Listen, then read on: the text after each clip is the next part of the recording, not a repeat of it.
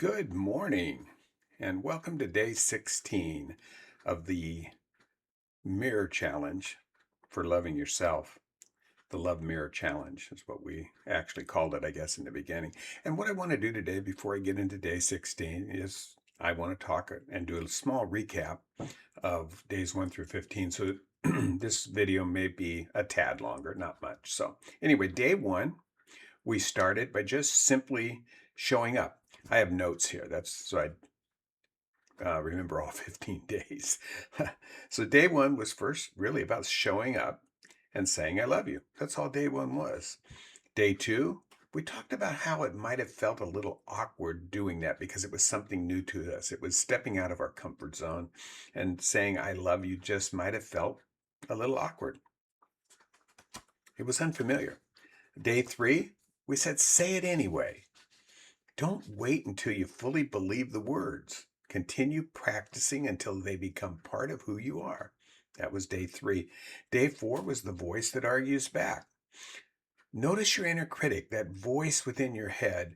A friend of mine, Andrea Australia, she uses the word worms. And I actually put that in my book when I wrote my book.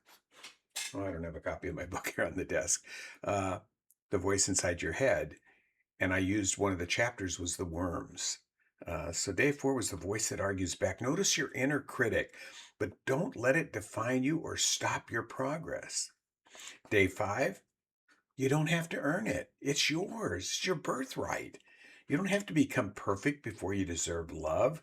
Your worth isn't something you can earn. Like I said, it's your birthright. That's, I think, Abraham Hicks, right? Yeah, we are.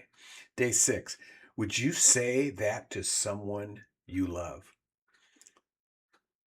That was about becoming aware of how you speak to yourself and choose the words that reflect kindness and compassion. The same way you would talk to somebody that you love, you should talk to yourself. Day 7 was, can you feel the change? Real transformation, we've said, is often quiet. It's slow. It's step by step. We have to pay attention. Celebrate the small shifts taking place within you. Day 8 was don't dig up the seed. And we were referring like a garden. Trust the process. Growth is happening beneath the surface, even when you can't see it. Just like when you plant a flower or you plant some vegetables, the roots start to grow. Step 9, step out of your comfort zone. Nothing grows inside a comfort zone. Discomfort is often evidence that you're growing, that you're expanding. Day 10, who are you becoming? Every thought, habit, and action is shaping your future self. Choose intentionally. On day 11, we talked about passing it on. The love you're learning to give yourself naturally overflows into the way you treat others. On day 12, look into the eyes of your inner child. My favorite day. Imagine speaking to the child within you with the love and acceptance and encouragement they always deserved. Remember, it's your birthright. Day 13, accept the compliment. Stop pushing kindness away. Receive compliments with a simple, heartfelt thank you. Some of you actually sent me messages complimenting me. So thank you. I truly, truly appreciate it. Day 14, forgive yourself. Release the guilt you've been carrying. You cannot fully love someone you refuse to forgive. And on day 15, which was yesterday, give yourself permission. Stop waiting for someone else's approval. Give yourself permission to heal, grow, and be happy. You don't need anybody else's permission, just your own. Remember, your birthright. So here's a thought to remember. The self-love mirror challenge isn't really about the mirror. It's about changing the relationship you have with the person looking back at you. One day, one thought, and one loving conversation at a time. So over the last 15 days, we've been learning to love ourselves a little more. But today I want to talk about one of the biggest obstacles to self-love, perfection. So many of us believe we have to be perfect before we're worthy of love. We feel like we need to be perfect before we're worthy of anything. The truth is, perfection is an impossible standard that keeps us stuck. So today I want to invite you to stop chasing perfection and start appreciating progress. And that's my notes for today. So, day 16, chasing perfection.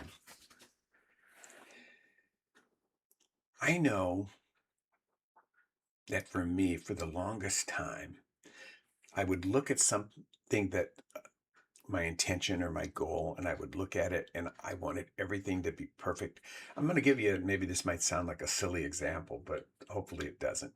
When I was setting Bob Proctor, and it was, write a goal, carry that goal card around. You got to have that goal with you. Put a goal card next to your bed. Do this, do that. Um, the goal had to be written. I am so happy and grateful now. I had to give myself permission to say to myself, that's not the way I talk. I don't talk like I am so happy and grateful now. Those don't feel right to me. Now they do. 20 years later, after opening a Bob Proctor book, yeah, now it feels comfortable. But when you're actually first stepping into this world of writing goals, and you want to be perfect, so you're trying to recite these goals. I'm so happy and grateful now. Oh, wait, did I get that right? Did I say it right? What are you now? You're giving yourself resistance. You're going upstream, another Abraham, instead of downstream. You're resisting the actual good feeling that goal card was supposed to give you. You're chasing perfection. Don't chase perfection. If you're going to chase anything, chase the feeling of happiness, chase the feeling of feeling good, of feeling joy. Those are the things that we're trying to obtain. And I really don't want you to chase those things, because when you, excuse me, when you chase anything, you're probably causing resistance just in the thoughts that come in, those worms that start crawling around inside your head. So stop chasing perfection. Progress, not perfection, leads to real change. Progress, not perfection. Step by step. Be patient with everything. Pat yourself on the back. Look for the small things, the little steps. Look for the little accomplishments. Look for the little things that are happening because of what you're doing.